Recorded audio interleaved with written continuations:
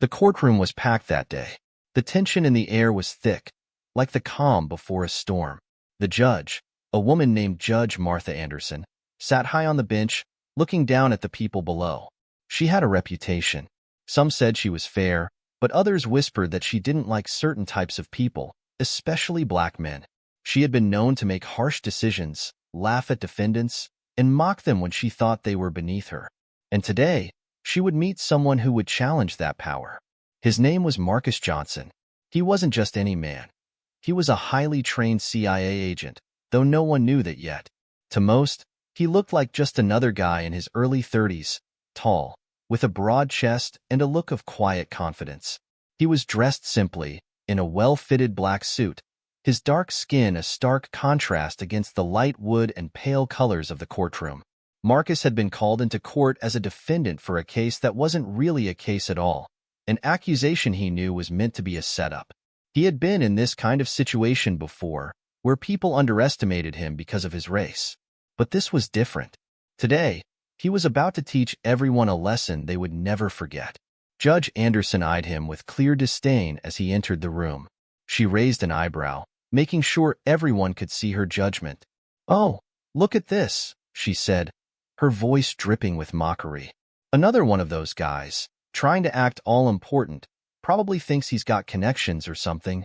The room fell silent as she continued, laughing at him openly. "What do you think you're going to do here, Mr. Johnson? Cause trouble? I'll make sure you regret stepping foot into my courtroom." Marcus stood still. His calmness was unnerving. He didn't flinch or react. But inside, his mind was racing.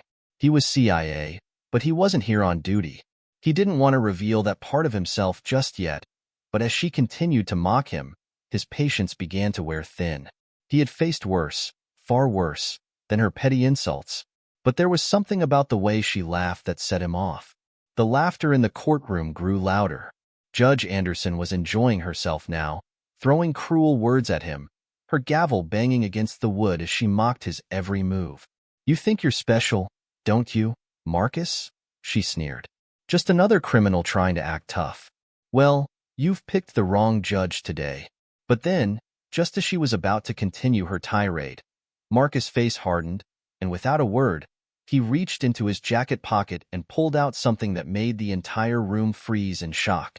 It was a shiny badge, a badge so official, it practically gleamed under the bright lights. His fingers flashed it in front of her, and the atmosphere in the courtroom shifted instantly.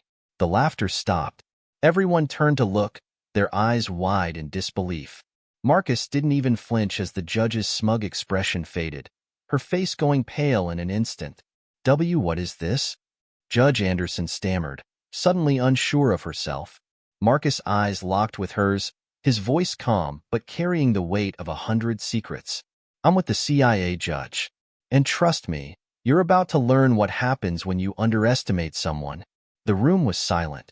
The judge's smirk disappeared, and she stared at Marcus, her mind racing. She had just mocked a man she didn't know, one who was far more powerful than anyone in this room could ever imagine. She could feel her heart start to race as the situation she had dismissed as just another routine case turned into something much more dangerous. What had she just done? Before she could say anything, Marcus slowly slipped the badge back into his jacket, but the damage had already been done. Everyone in the room felt the shift in the air, the realization that this wasn't going to be just another day in court. Marcus wasn't just anyone. He was a man of power and secrets. The judge's confidence wavered. She had been too quick to judge him. Now, she was stuck. She had no idea how to proceed, and the more she thought about it, the more she realized she was no longer in control of the situation. Her voice cracked when she spoke again. "And Mr. Johnson, But before she could finish, Marcus spoke in a low, steady tone. "I'm not here for your games, Judge. I didn't want to bring this up, but you've given me no choice." His eyes were cold now, his presence overwhelming. The gavel slammed down, but the sound wasn't the same this time. There was no authority in it anymore, only a desperate attempt to regain control of a situation that was slipping away. Judge Anderson's mind was reeling. Her thoughts were a tangled mess.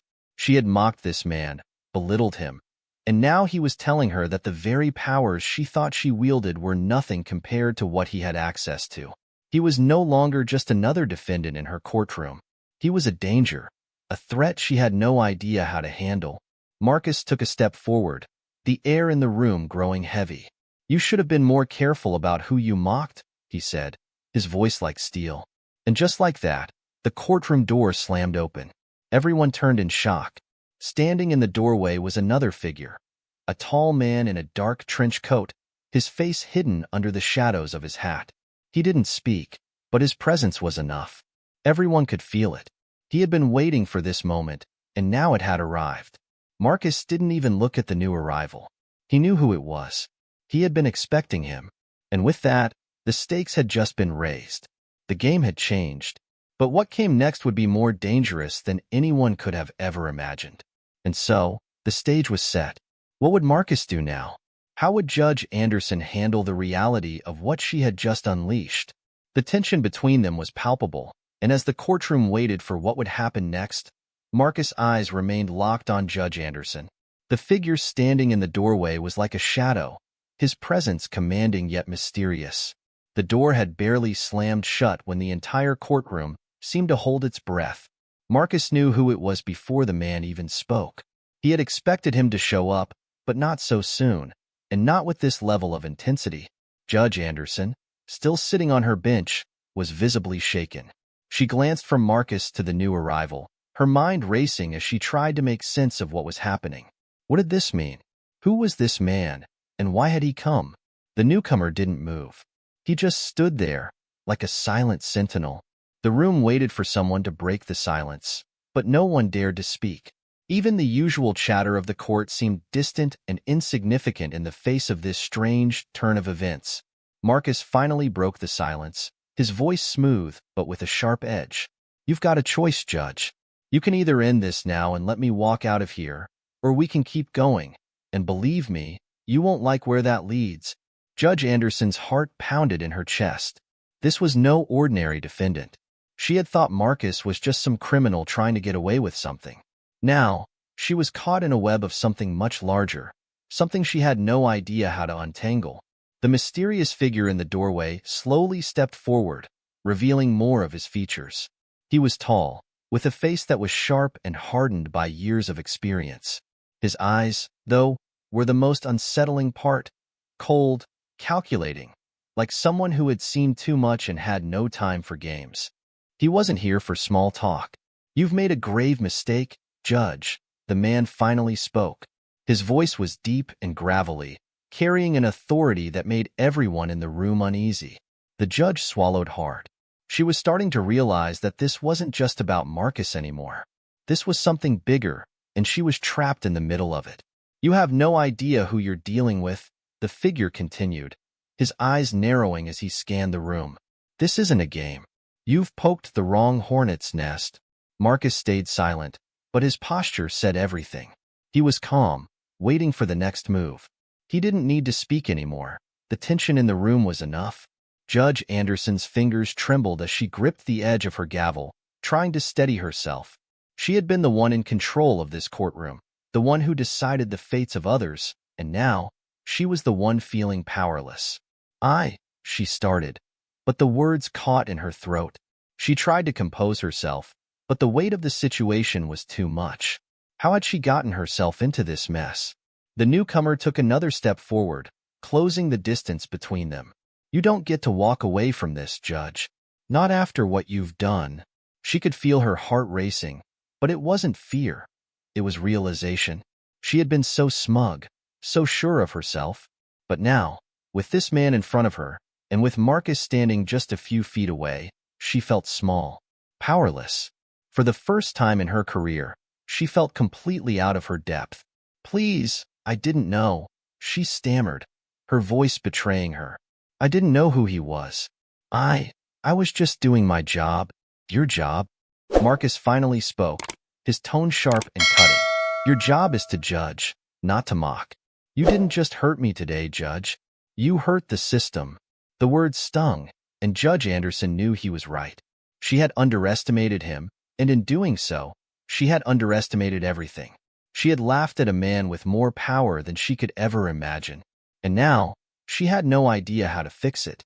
The mysterious man didn't wait for her to respond. Instead, he turned his attention to Marcus, his eyes locking onto him with an intensity that made the air crackle. "I've been watching you, Marcus. I know what you're capable of." Marcus raised an eyebrow, his expression unreadable. "Is that so?" The figure nodded, a slight smirk forming on his lips. "You've got a reputation. You think the CIA's the only one who knows your tricks? There are people who would pay a high price to get their hands on you." Marcus' face remained stoic, but inside, he was starting to piece things together. The situation was growing more complicated by the second. This wasn't just about a judge anymore. It wasn't even about a court case. This was much bigger than that. And it seemed like both he and this mysterious figure had been playing a game, but neither of them knew what the end goal was. "Why don't we just skip the formalities?" the figure said, his voice now cold as ice. "Let's get to the point. You know why I'm here. And you know what I want." Marcus didn't flinch. He'd seen far worse in his career. People who thought they could intimidate him, threaten him. But this man had a different energy. He wasn't just some rogue agent or a power-hungry individual. There was something deeper here, something more dangerous than Marcus had originally anticipated. Judge Anderson's mind was reeling. She was caught between the two men now, feeling the pressure from all sides. She wanted to stand up and take control again, but she knew she couldn't. Not with the way things had spiraled out of her control. She had misjudged Marcus, mocked him, and now she was paying the price. As the silence stretched on, the mysterious figure's eyes locked onto hers. "You made a deal with the wrong people, Judge. Now, you're going to have to face the consequences." Her heart skipped a beat. What had she gotten herself into? Marcus stepped closer, his gaze never leaving the mysterious figure. "Let's finish this. We both know where this is headed." The tension was unbearable. No one moved. No one spoke. Everyone was waiting for the next move, the next twist in a game that was spiraling further out of control with every passing second. But just as it seemed like the situation couldn't get any worse, the doors to the courtroom burst open once again, and a group of armed men rushed in, their weapons drawn. Marcus' eyes went sharp as he recognized the insignia on their uniforms. This was not just a fight between him and the judge. This was the beginning of something far bigger. And now, Marcus had no choice but to act. The sudden rush of armed men into the courtroom was like a storm crashing into a calm sea. The doors slammed open with such force that it echoed off the walls, causing everyone to jump in shock. The men wore military uniforms, their faces obscured by dark sunglasses and their expressions unreadable. Their weapons gleamed under the bright lights, sending a chill through the room. Marcus' instincts kicked in immediately. His CIA training was second nature now. Years of covert operations, of survival tactics, and of thinking on his feet. He took in the situation in an instant, noting the way the men moved as a coordinated unit. This wasn't just some random intrusion. They were here for a reason. The courtroom had erupted into chaos. People screamed and ducked for cover. Judge Anderson's face went pale, her hands shaking as she gripped the edge of her desk, trying to regain some semblance of control. But it was clear that none of them knew what to do. Marcus didn't flinch. His eyes locked onto the leader of the group, a tall man with a scar across his cheek, who seemed to be in charge. The leader gave a nod, and without a word, he stepped forward, pointing his gun directly at Marcus. "Stay where you are, Johnson," the man growled. His voice was low, laced with authority. "We know who you are, and we know what you've done. Don't make this harder than it has to be." The tension in the room was suffocating. Marcus knew that the people in the courtroom were just bystanders in all this. They had no idea what was going on, and they were scared. Scared for their lives, scared for what these armed men were going to do next. Judge Anderson's voice was weak, trembling as she addressed the leader of the armed men. Who are you? What do you want?" The scarred man didn't answer her directly. Instead, he glanced back at Marcus, his eyes narrowing. "You're not in control anymore, Johnson. You and your little government buddies have played this game for too long. But now it's our turn." Marcus stood still, his mind whirling. This was getting out of hand. The situation was spiraling faster than he could keep up with, but he couldn't afford to lose control. If these men were here for him, there was only one thing to do: fight back. But he couldn't make his move just yet. He needed to understand who these men were, why they were here, and how deep this conspiracy went. "Who sent you?"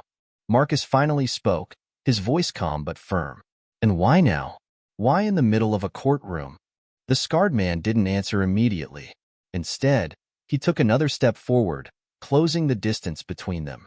"You're smart, I'll give you that. But it's too late for you. You should have stayed in the shadows where you belong." With a signal from the leader, the armed men moved into position, fanning out across the courtroom. The atmosphere was thick with tension. Everyone in the room was a potential target, and no one knew who to trust. Marcus didn't move. He couldn't let them see his fear, even though he could feel the adrenaline pumping through his veins. He was surrounded, and it was clear that the men with the guns had one goal: to take him down. But what was their motive? Suddenly, there was a sharp noise, the sound of a cell phone ringing, breaking through the heavy silence. The leader of the armed men whipped around, his gun still trained on Marcus. His eyes narrowed in suspicion. "Get that phone!" he barked to one of his men. One of the soldiers immediately reached into his pocket and pulled out a phone, holding it up to his ear. His expression shifted from confusion to concern as he listened intently to the voice on the other end. The silence in the room stretched, everyone waiting to hear what would come next. The soldier's face grew more serious as the conversation continued, his grip tightening around the phone. When he finally spoke, his voice was low, but everyone could hear it clearly. "It's him," the soldier said, his voice a mix of fear and urgency. He's here." The room seemed to hold its breath, the air growing colder by the second. Marcus felt a cold chill run down his spine. Whoever they were waiting for, it was clear they were no ordinary person. He had been expecting this, but hearing it confirmed made everything feel even more dangerous. The leader's eyes locked with Marcus, his expression hardening. "So, you think you're the only one with connections? You think you're the only one who can make threats? We've been tracking you, Johnson. You're nothing but a pawn in a much bigger game." Before Marcus could respond, the man raised his hand, signaling for his men to spread out even further, their weapons trained on everyone in sight. The atmosphere was suffocating, but Marcus could see the fear in their eyes. Whoever they were working for had power, but they weren't confident enough to get the job done without overwhelming force. "Judge Anderson," the scarred man barked, his voice suddenly more authoritative, "you've got one chance to fix this. We know what you've been involved in. Your little arrangement with the people on the other side of the law won't go unnoticed anymore." The judge went pale, her breath catching in her throat. She had been so sure of herself, so smug in her control, but now, all of that was crumbling around her. She had made deals with the wrong people, and now it was coming back to haunt her. "You think you're untouchable, don't you, Judge?" The scarred man continued, his eyes narrowing. "You're a pawn, just like him. It's time to end this." Marcus could feel his pulse quicken. Things were about to escalate. The armed men were getting agitated, and the tension in the room was reaching a boiling point. He had no choice. He had to act now, before things got worse. In the split second before he made his move, Marcus spotted something that made his blood run cold. Through the crowd of soldiers, he saw the faint silhouette of a person standing at the back of the courtroom, hidden in the shadows. That was when it hit him. The person standing at the back wasn't just anyone. It was someone he knew, someone who was supposed to be dead. The realization froze him in place. Everything had changed, and just as he started to process what this meant, the lights flickered. Everything went dark. The lights flickered once, then twice, and before anyone could react, the courtroom was plunged into complete darkness. For a moment, there was silence. No one spoke, no one moved. The only sounds were the distant murmur of panic from the witnesses and the echo of heavy footsteps as the armed men shuffled nervously. Marcus could feel the air shift, a wave of tension sweeping over the room. The sudden darkness disoriented everyone, but for Marcus, it was an opportunity. His training kicked in. His senses sharpened as he listened closely, trying to pick up on any movement around him. He heard it first, a subtle shift in the air, the faint sound of someone moving. Whoever was in the shadows at the back of the courtroom hadn't been lost in the blackout. In fact, Marcus was sure they had been waiting for this moment, preparing for it. The realization that someone he thought was dead might still be alive sent a chill down his spine. The pieces were beginning to fall into place, but the puzzle was far more complicated than he had ever imagined. In the midst of the darkness, the scarred man's voice cut through the air, sharp and commanding. "Lights! Get the lights back on!" The sound of footsteps grew louder, and Marcus tensed. But then, something unexpected happened. A flash of light, a single, piercing beam, cut through the darkness, illuminating the courtroom for a fraction of a second. Marcus caught a glimpse of movement in the corner of his eye. A figure, not one of the armed men, but someone far more familiar. His breath caught in his throat. He recognized the figure immediately. It was a woman, tall, with short cropped hair and a determined expression on her face. She was moving swiftly, gracefully, and with purpose. But what shocked Marcus more than anything was the weapon in her hand. A sleek, black handgun, held with precision, aimed at the scarred leader of the armed men. "Get down!" the woman shouted, her voice sharp and commanding. The armed men froze. The scarred leader hesitated, his eyes narrowing as he tried to make sense of what was happening. Before he could react, the lights came back on, bright and blinding, cutting through the heavy darkness like a knife. The courtroom, once chaotic, became eerily still as everyone tried to process the sudden shift. The woman, who had been standing in the shadows, was now clearly visible. She wasn't just an ordinary person. Her movements were precise, calculated, and confident. Her eyes locked onto Marcus, and for a brief moment, there was a silent understanding between them. The scarred man's eyes flicked between the woman and Marcus, a look of realization dawning on his face. "You," he said, his voice low and dangerous. "You're working together?" The woman didn't flinch. She kept the gun trained on him, her expression unwavering. "Not anymore," she said coldly. "I'm done playing your games." The tension in the room thickened, the air heavy with the weight of unspoken threats. The armed men stood still, unsure of what to do, caught between the orders of their leader and the sudden appearance of this mysterious figure. The leader's face twisted into a mask of anger and disbelief. "You think you can just walk in here and—" he began. But the woman cut him off, her voice razor-sharp. "Shut up," she commanded. "You're done. All of you." The courtroom was frozen. The only sound the rapid beating of hearts, the fear in the air palpable. Marcus stood at the center of it all, his mind racing. This wasn't just a confrontation between him and these armed men. It was much bigger than that. The woman who had just revealed herself was a part of something deeper, something far more dangerous than he could have ever expected. The scarred man, realizing the power had shifted, raised his hands slowly, signaling for his men to lower their weapons. There was a moment of uneasy silence before he spoke again, his voice dripping with contempt. "You have no idea what you're getting into, do you?"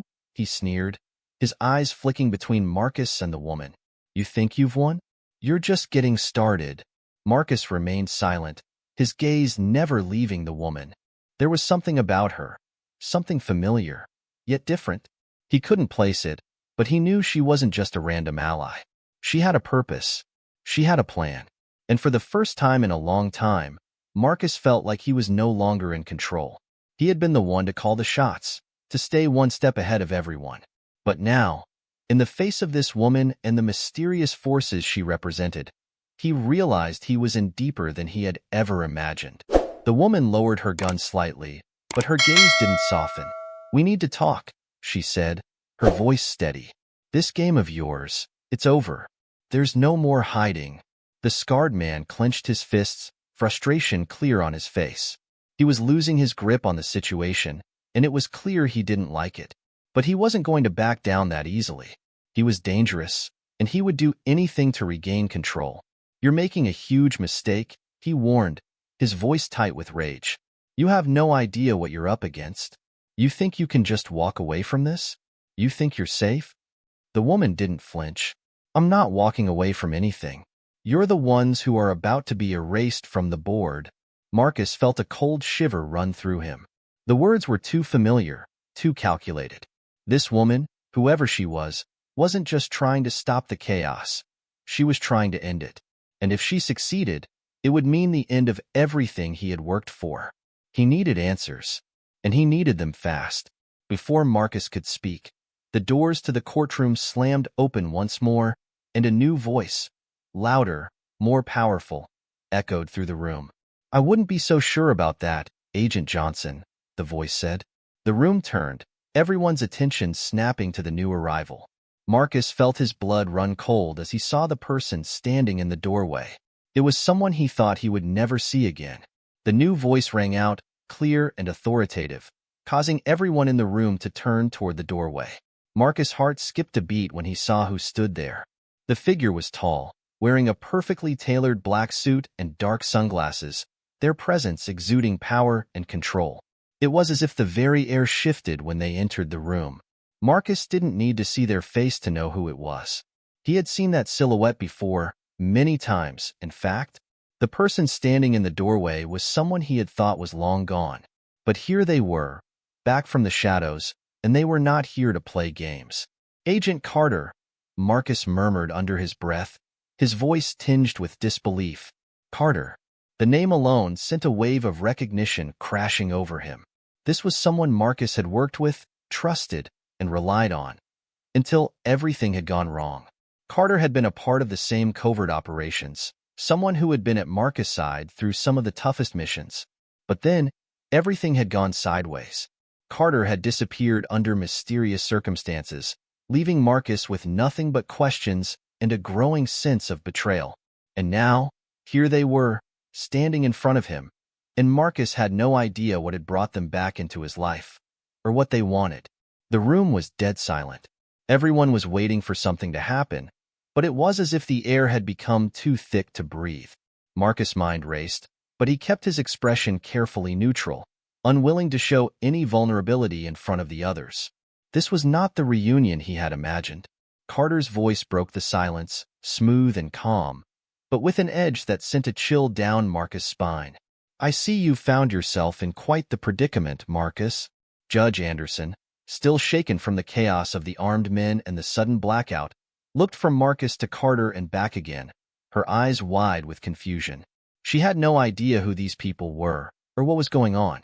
All she knew was that the situation had spiraled out of her control, and she was starting to feel like a pawn in a game much bigger than she had ever realized. "Who are you?" she asked, her voice trembling. "What do you want with him?" Carter didn't even glance at her. Their gaze remained fixed on Marcus, like a predator sizing up its prey. "That's a question you'll need to ask him," they said coldly. "But for now, the question is what we do about this mess." Marcus clenched his jaw. He had no answers, not yet. But he could feel the weight of Carter's presence pressing down on him. There was a sense of finality in the air, like everything that had led to this moment was about to come to a head, and the consequences would be far-reaching. The scarred man, still standing at the front of the room, was visibly enraged. His frustration had been growing ever since the woman had appeared, and now, with Carter entering the fray, he was at his breaking point. He stepped forward, his voice a growl. "You think you can just waltz in here and take over?" he snarled. "We're not done yet. You have no idea what's coming." Carter didn't flinch, their gaze unwavering. "We're very much done. Your time is up." The scarred man's face twisted with fury, but he didn't make a move. He was caught between the sudden shift in power dynamics and the uncertainty of who these new players were. He had thought he held all the cards. Now, he wasn't sure who was pulling the strings. The woman who had earlier confronted the armed men, the one with the gun, stepped forward, her eyes sharp. She wasn't backing down, not in the face of Marcus' former ally. "You've been warned. This is your last chance to walk away." The air in the courtroom felt charged, every word, every movement heavy with impending action. But it was Marcus who finally broke the silence, his voice firm as he spoke directly to Carter. "Why are you here, Carter?" Marcus asked, his voice steady despite the storm inside him. "What do you want from me now? You disappeared without a trace. You left me in the dark, and now you show up. Just like this?" Carter's eyes softened ever so slightly, but their expression remained cold. I had to disappear, Marcus. There were things I couldn't explain then, things you didn't understand. But now, their voice trailed off for a moment as they seemed to measure the weight of their words. Now, we don't have time for explanations. You need to make a choice. A choice. Marcus felt a knot form in his stomach. He had already been through too many choices, too many crossroads. But this one was different. Carter wasn't just a former ally. They were an enigma now, someone whose motivations were unclear, but whose power was undeniable. And the presence of the armed men only made things more dangerous. I don't have time for games, Carter, Marcus said, his voice low and firm. I've been in this too long. I need to know where you stand. Who are you really working for? Carter paused. The moment hung in the air like a sword ready to fall. I'm working for what's left of us, they said quietly, their eyes locking onto Marcus with an intensity that made his heart race. I'm working for the people who still believe in what we started. The ones who aren't corrupted by the system. And right now, we need you more than ever. Marcus felt a cold shiver run down his spine. There were too many questions swirling in his mind, too many unanswered pieces. And as much as he hated it, he realized that the answers were no longer his to give. The forces at play were far bigger than anything he had imagined. Suddenly, the scarred man laughed, a sharp, mirthless sound that echoed through the courtroom. You think you can change anything? You're all just pawns in this game. You have no idea what's coming. None of you. Carter turned to face him, their expression hardening. I'm not here to play games. I'm here to end them. With a single nod, the woman who had been standing with the gun aimed at the scarred man made her move. In a flash, she disarmed him, the gun falling to the floor with a sharp clang. The leader of the armed men didn't have time to react before she had him subdued, his hands pinned behind his back. But even as the situation began to shift in their favor, Marcus couldn't shake the feeling that things were spiraling out of his control. There were too many moving parts, too many people with their own agendas, and it felt like the ground beneath him was constantly shifting. He couldn't trust anyone, certainly not Carter, not the mysterious woman, and certainly not the men who had once been his allies. And just as Marcus was about to speak, trying to make sense of everything, the lights flickered again. Only this time, the entire room was plunged into darkness once more. The sound of footsteps echoed, distant and heavy. Someone was coming. Someone far worse than any of them could have prepared for. The lights flickered once more, then died. The courtroom was swallowed by total darkness. The cold air seemed to thicken, pressing down on everyone as they stood frozen in place. A single, deafening silence filled the room. There was no movement, no sound, except for the distant shuffle of footsteps growing closer by the second. Marcus' heart pounded in his chest. He could feel the adrenaline coursing through his veins, his senses heightened as he waited for the inevitable. Whoever was coming was not here to negotiate. They weren't part of this strange alliance that had formed between him, Carter, and the mysterious woman. No, the presence approaching was something far more dangerous. Suddenly, a loud bang echoed through the courtroom, followed by the unmistakable sound of a door crashing open. The dark figure that had entered earlier, the one Marcus thought he had lost track of, stepped forward with a presence so imposing that it felt like the very walls were closing in. "Get the lights on." The voice boomed, sharp, authoritative, and unmistakable. But this time, it was different. There was an icy edge to it, a threat in the tone that made Marcus tense. This wasn't just a person entering the room. This was someone who had come to take control. The lights flickered again, struggling to power on.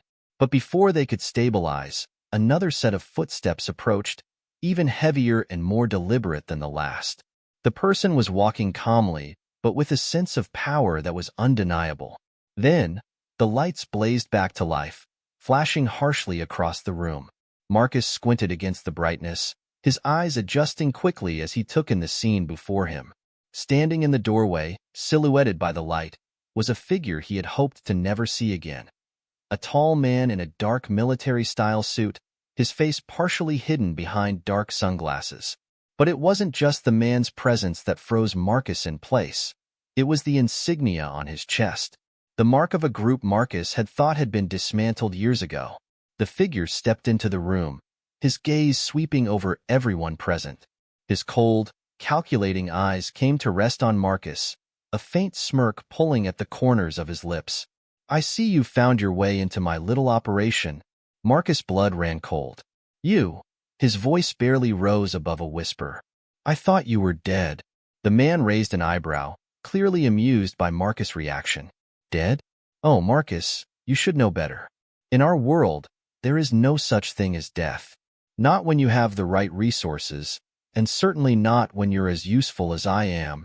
This man, this monster, was none other than Nathaniel Graves, a former CIA director turned rogue agent.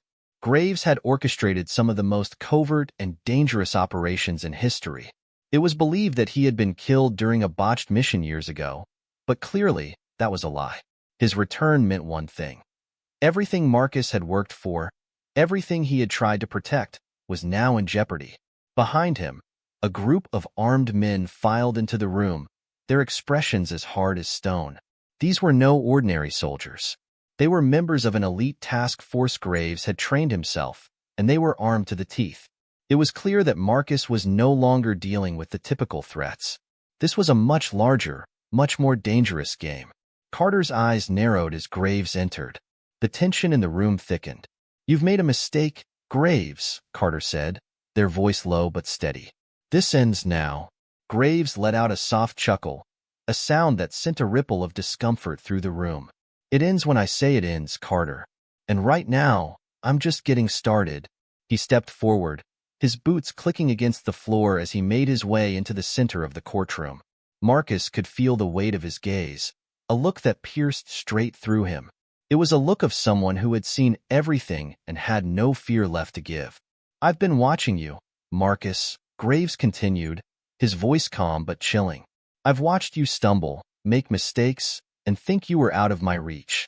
But I've always been one step ahead."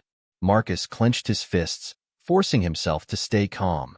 Graves was a master manipulator, a man who thrived on psychological warfare.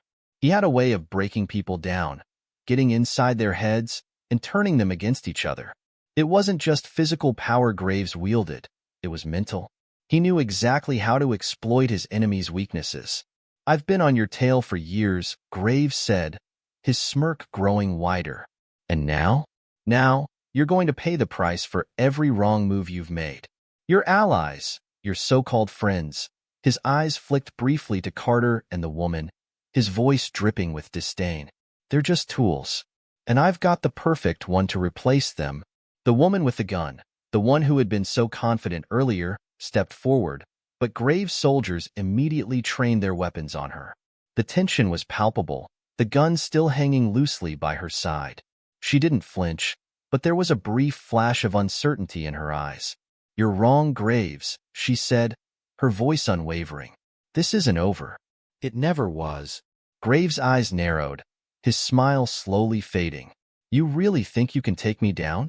After everything I've built? Everything I've sacrificed?" The atmosphere in the room was electric. Marcus knew they had to act quickly. They had to break the hold Graves had on them, or this would be their last stand. There were too many of his men, too many armed forces in the room. But there was something else, something that Marcus could sense. Graves wasn't acting like the man who had been untouchable all those years ago. He was desperate. Marcus looked at Carter, the two of them exchanging a brief, silent understanding. They didn't have much time. They had to move before Graves turned the tables completely. It was the only way to take control of the situation and gain the upper hand. Before Marcus could act, Graves gave a sharp nod to one of his men, and the soldiers rushed to secure the rest of the courtroom. The woman who had been so confident earlier was quickly restrained. Marcus could feel his pulse quicken as he realized just how deep they were in. And then, as if things weren't chaotic enough, a loud explosion rattled the walls of the courtroom. The windows shattered, the ceiling above cracked, and the ground trembled beneath them. The blast sent everyone into a panic, and for a split second, all attention was diverted. Graves' smirk disappeared.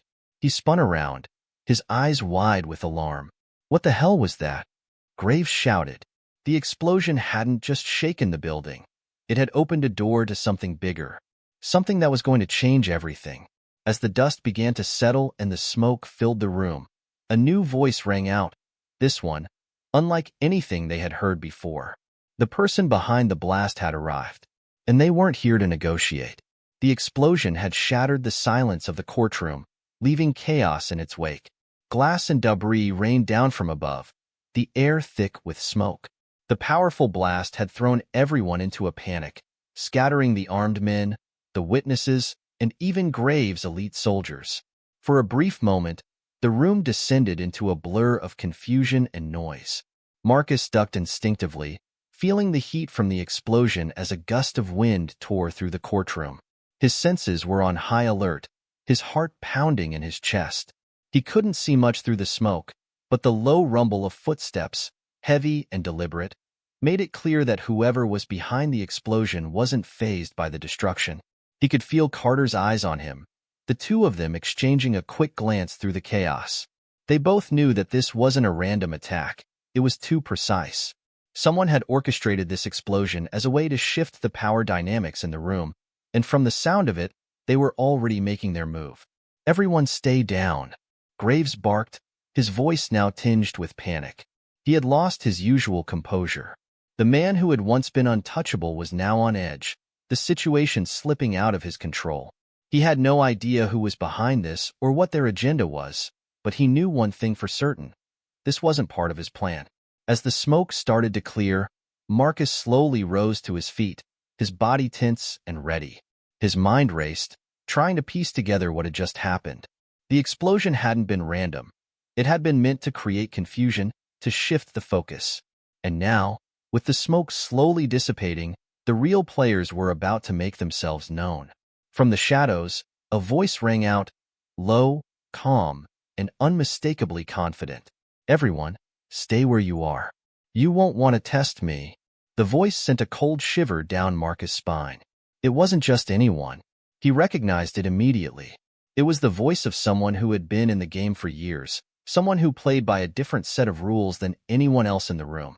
The figure stepped into view, a tall, lean man, dressed in tactical gear, his face hidden behind a mask. He moved with a predator's grace, his every step calculated, controlled. The moment he entered the room, everyone, Graves, his soldiers, even Marcus, paused. The newcomer didn't flinch. His presence alone commanded respect, and the way he carried himself made it clear that he wasn't someone to be underestimated. You, Graves growled, his voice filled with disdain. You're the one behind this? Who the hell are you? The masked man didn't answer immediately. He simply surveyed the room, his eyes scanning the wreckage of the explosion. He was calm, unbothered by the chaos around him. His gaze eventually landed on Marcus, and for a brief moment, the two locked eyes. Marcus felt an uneasy chill crawl down his spine. There was something about this man, something familiar, yet unsettling. This wasn't just an ordinary mercenary. This was someone with a history, someone who knew how to manipulate every situation to their advantage. Someone who had control over events in ways that Marcus couldn't fully comprehend. The man's gaze lingered on Marcus for a moment longer before he turned to face Graves once again. Your time is up, Graves, the masked man said coldly. His voice was almost monotone, but there was an underlying menace to it. This is no longer your operation. Your reign ends here. Graves' eyes narrowed. You think you can just waltz in here and take over? Who the hell do you think you are? The man didn't respond. He reached into his jacket and pulled out a device, pressing a button with a quick, deliberate motion. A series of beeps sounded, and the once-locked doors to the courtroom burst open. More men, his men, stormed into the room, armed and ready, fanning out and securing the area. They moved with deadly precision, their eyes scanning every corner of the room for potential threats. Marcus could feel the power shift again. Graves, despite his bravado, was no longer the one in control. The masked man had completely taken over the room in a matter of seconds, and with his reinforcements flooding in, it was clear that this was no accident. This was a takeover, and Graves was the one being taken down. The woman who had stood with the gun in the earlier confrontation shifted slightly, her eyes narrowing as she sized up the masked man. She didn't move to attack, but her posture had changed. She was on edge now, uncertain of where her allegiance truly lay in this moment. "Who are you?" Graves spat, his frustration mounting. "You think you can just walk in here and tell me what to do?" The masked man finally spoke, his tone low and unyielding. "I'm the one who has been cleaning up your mess for years. And now, I'm here to finish it." Graves' face twisted with rage. "You think you can just walk in and take everything I've worked for? You're nothing." The masked man's eyes darkened, a flash of something, dangerous and calculating, flashing behind his mask. "You've outlived your usefulness, Graves. I didn't want to make it like this, but now I'm left with no choice." There was a sudden shift in the room as Graves' soldiers, once standing tall and ready to defend him, began to hesitate. They didn't know who this man was, and they didn't know how to respond. The masked man had taken control of the situation so effortlessly that even Graves' own soldiers were beginning to question their loyalty. The air was thick with tension, but just as things seemed about to boil over, Marcus made his move. He had been waiting for an opening, for the right moment to strike. The presence of this masked figure, this unknown player, had thrown everything into chaos, but Marcus knew one thing for sure. He couldn't let Graves escape, not after everything he had done. Without thinking, Marcus lunged forward, tackling one of the soldiers closest to him. The soldier stumbled, and Marcus swiftly grabbed his weapon, disarming him in one smooth motion. The soldier fought back, but Marcus was too quick, his years of training taking over. At the same time, Carter, moving with calculated precision, dove toward the woman who had been held captive earlier, freeing her from the grasp of Graves' men. Together, they made their way toward the door, creating enough of a distraction to shift the power in the room once again. But the masked man had anticipated their move. He didn't flinch. In one swift motion, he raised his hand, and the sound of gunshots rang out. Several of Graves' soldiers crumpled to the ground, their weapons still smoking in the aftermath. Graves, now completely rattled, stumbled backward. "No!" he shouted, his face contorted with rage and fear. "You can't do this to me. I'm untouchable." The masked man stepped forward, his presence overwhelming. "Not anymore." And then, just as quickly as it had started, the room was still. The explosion, the gunfire, the chaos. It all seemed to fade into the background as the masked man took control of the room completely. Graves was on the floor, his soldiers scattered and defeated. Marcus, Carter, and the woman stood back, watching the masked man with wary eyes. "Now," the masked man said, his voice calm and even, "we move forward." But what did that mean? Who were they truly working for? What was the endgame? The answers would come. But for now, the battle was over. And the war? It had just begun. The silence in the courtroom was deafening. The explosion, the gunfire, the chaos. All of it seemed to fade away as the dust settled. Graves lay sprawled on the floor, his face twisted in shock and rage, surrounded by his fallen soldiers. The masked man stood at the center of it all, his presence commanding the room. Every eye was on him, from Marcus to Carter, from the woman to the few remaining soldiers who hadn't been taken out. Marcus still had his gun in hand, his body tense, ready for anything. He had fought with everything he had, but now, in the aftermath, he was faced with a new question. What next? The masked man had just taken control in the most dramatic way possible, and Marcus had no idea what game he was playing. Carter stepped forward, their expression unreadable as they assessed the situation. "It's over," they said, their voice steady. "Graves is finished." The masked man didn't respond immediately. Instead, he knelt down beside Graves, his movements deliberate, almost calculated. With a smooth motion, he grabbed the back of Graves' neck, lifting his head slightly, as if to inspect him. Graves growled, his eyes filled with venom. "You think you can just take over? You're nothing. You're nobody," he spat. The masked man looked down at him, his voice cool and controlled. "You were always a liability, Graves. You never understood the bigger picture. You thought you were in charge, but you never were." He let go of Graves with a casual push, sending him sprawling back to the floor. Then, without a single glance at Marcus or Carter, he turned and addressed the room. You all have no idea what's coming, he said, his voice low but carrying an unmistakable authority. The world you know is about to change. This isn't just about Graves or his operation. It's about something much bigger. Marcus felt a knot form in his stomach. He'd been in situations like this before, when someone with too much power spoke in riddles, promising a future none of them could imagine. But something about the masked man's words felt different.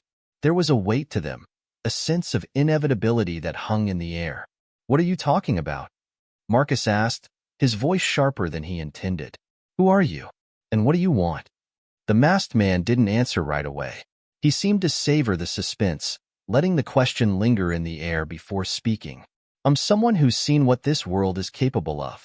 I'm someone who's worked behind the scenes, pulling the strings, making sure things don't fall apart. But now, we're at a tipping point, and it's time for the old system to go.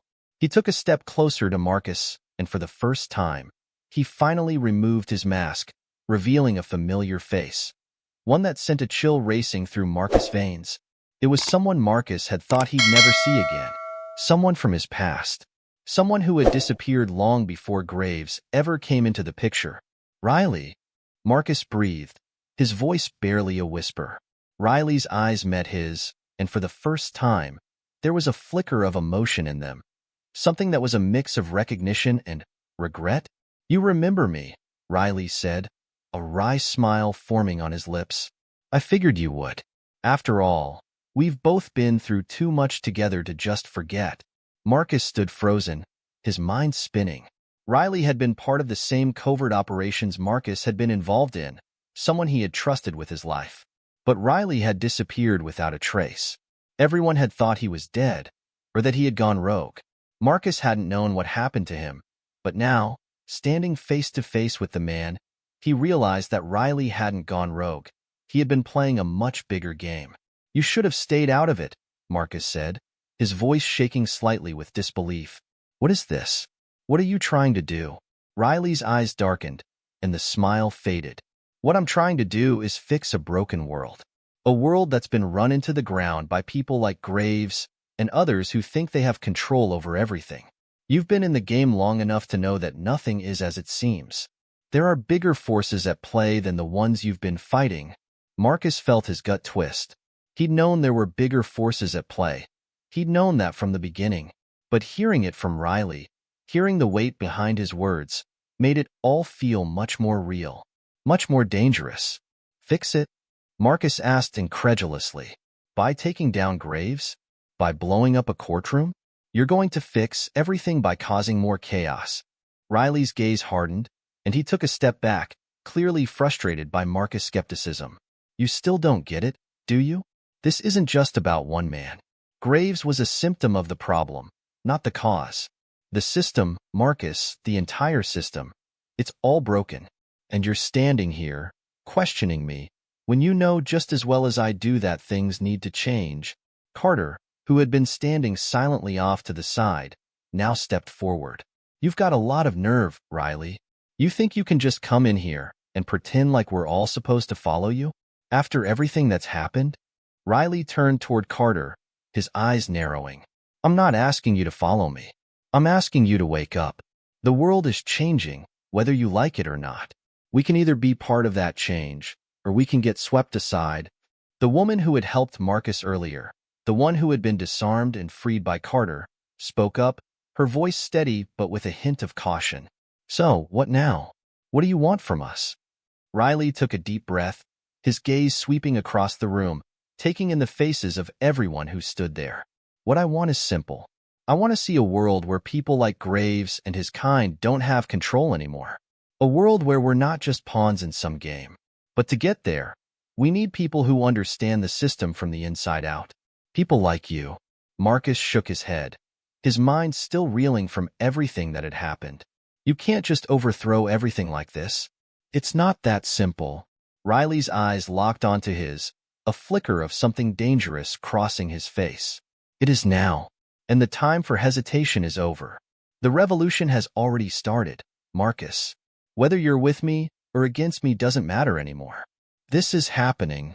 With those words, Riley turned on his heel, signaling to his men to begin securing the room. He had already taken control. The battle was over, but the war was just beginning. Marcus stood in the middle of the room, his thoughts swirling. He was standing at a crossroads, unsure of what the future held. He had fought to protect a system that he believed in, but now, with everything he had just learned, he wasn't so sure anymore. What Riley was proposing was a new world order, one that Marcus couldn't fully comprehend. But one thing was clear. Nothing would ever be the same again. The atmosphere in the courtroom was heavy with uncertainty. The dust from the explosion had barely settled, but the confusion lingered in the air like an invisible fog. Marcus stood at the center of it all, his mind racing, trying to process everything that had just happened. Riley, the man he thought was dead, was standing right in front of him, laying out plans for a revolution that seemed both impossibly grand and terrifyingly feasible. Graves, now crumpled on the floor, was still groaning in pain, but it was clear that his power had already been shattered. The masked soldiers, who had followed Riley into the room, stood at attention, their eyes trained on everyone in the courtroom. They were organized, disciplined, and far more in control than anyone in the room had expected. "Where do we go from here?" Marcus asked, his voice strained, his eyes never leaving Riley. Riley glanced back at him, his gaze cold and calculating. "We move forward. The question is, Marcus, whether you'll join us or stand in the way. There's no room for hesitation now. The world is changing, and I need people like you to help make that change happen. People who know how to move in the shadows. People who understand what's at stake."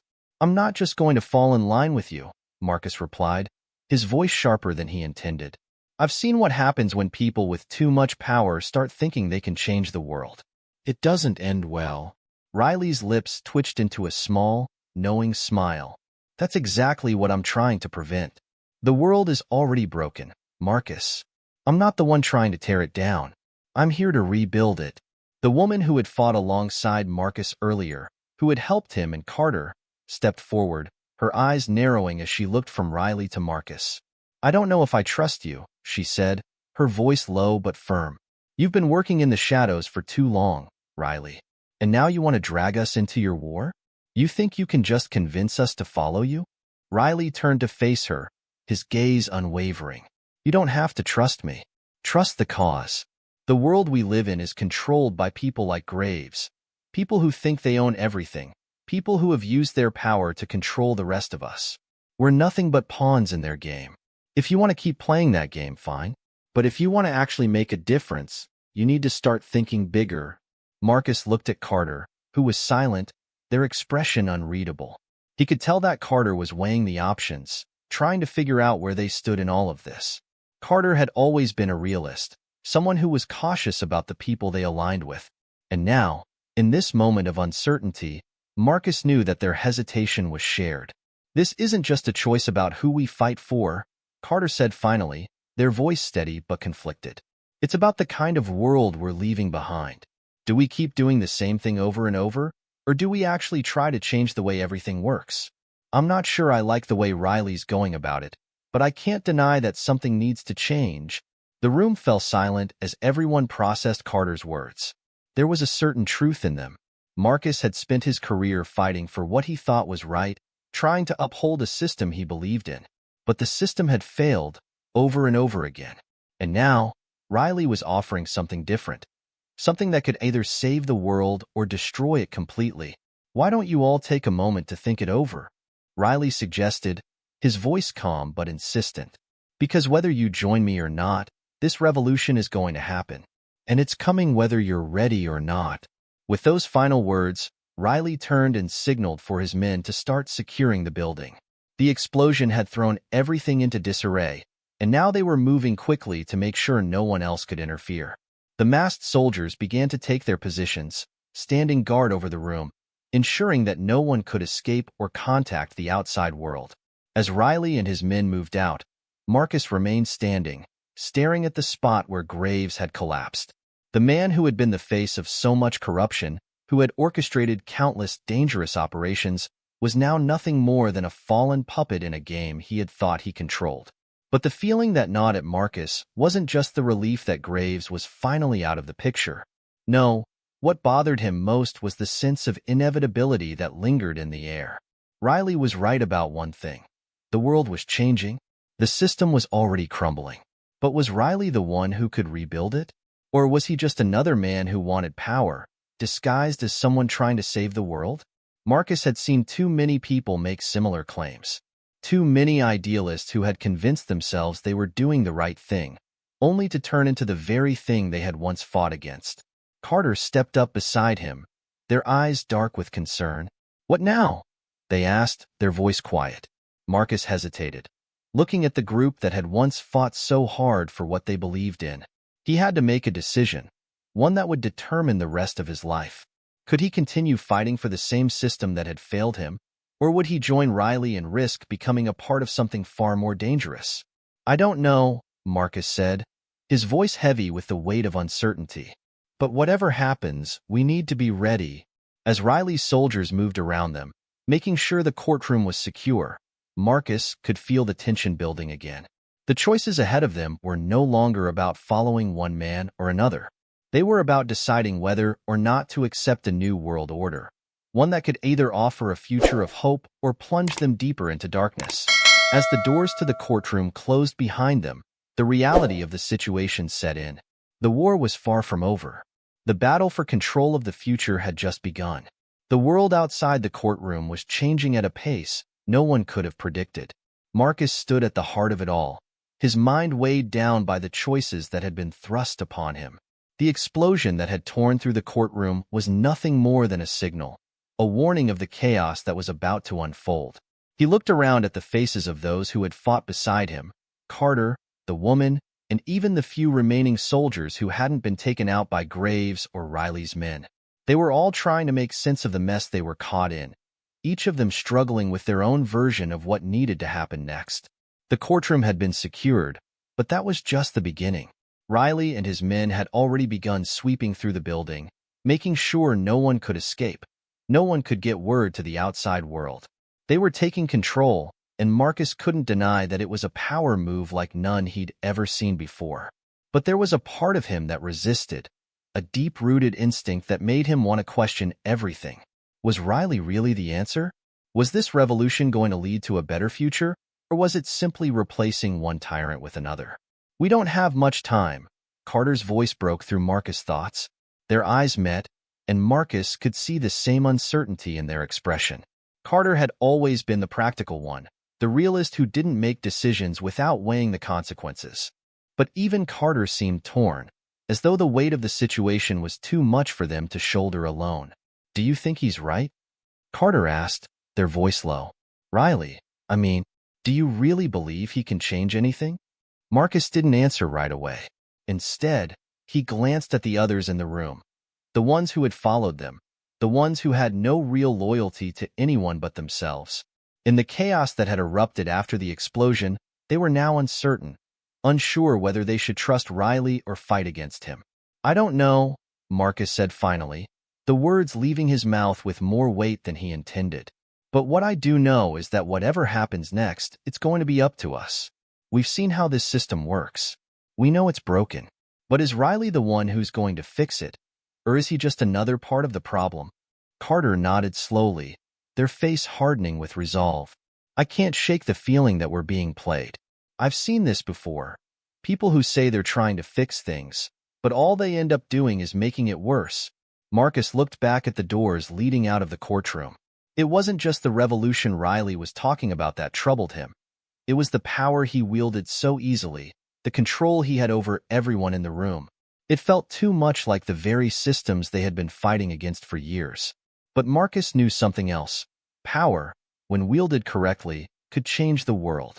The question was whether Riley had the right vision, or was just another man hungry for control. He turned back to Carter. "Maybe we're meant to be part of that change. But we need to make sure we're doing this for the right reasons. If we're not careful, we could end up just like Graves." Carter's expression softened, but only for a moment. "And what do you think the right reasons are? What is the answer?" "I don't know yet," Marcus admitted. "But we can't let ourselves get caught up in someone else's fight without knowing what we're fighting for." A voice interrupted their conversation. It was the woman, the one who had fought with Marcus earlier, stepping forward with determination in her eyes. You two can argue about this all you want, but the truth is we don't have a choice. Riley's men are already mobilizing. If we don't act now, we'll be swept up in this revolution whether we want to be or not. Marcus looked at her, his thoughts still conflicted. What do you mean? What's happening? They're gathering people, she said, her voice steady. All over the world. Riley's network is bigger than we thought. And they're not just fighting for change, they're fighting for control. We're in the middle of something huge, something that could either tear this world apart or give it a new purpose.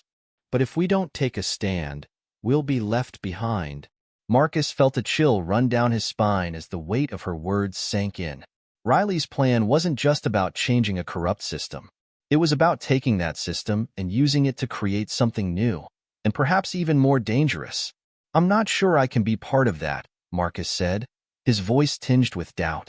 I don't know if I can follow someone who's willing to use this kind of force to make their vision a reality. You won't have to follow him, Carter said, stepping closer. We'll make our own choices. We'll decide what we're fighting for. And if it means standing against Riley, then so be it. The woman nodded in agreement. We fight for what's right, not what's convenient. Marcus exhaled slowly, the weight of the decision pressing on him. This wasn't just about choosing a side. It was about defining what that side meant. If they stood with Riley, they would be part of a revolution that promised change, but could easily slip into the same kind of tyranny they had fought against. But if they stood against him, they would be risking everything, fighting against the very system that had already started to crumble. We fight for freedom, Marcus said finally, his voice steady with newfound resolve. We fight for the people who are caught in the middle of all this, who are tired of living in a world where power is everything. It's time for us to take control of our own future. Carter and the woman nodded, their eyes locked with his. They were in this together, no matter what came next. The world was at a crossroads, and they had a choice: to be part of the revolution or to stand apart from it and fight for something better. The future wasn't certain, but Marcus knew one thing for sure. Whatever happened, they would make sure it was a fight worth having. As they walked toward the doors, ready to face whatever came next, Marcus couldn't shake the feeling that they were on the brink of something monumental. This was more than just a battle for control. It was a battle for the future of the world itself. And this time, they would be the ones who decided how it would end.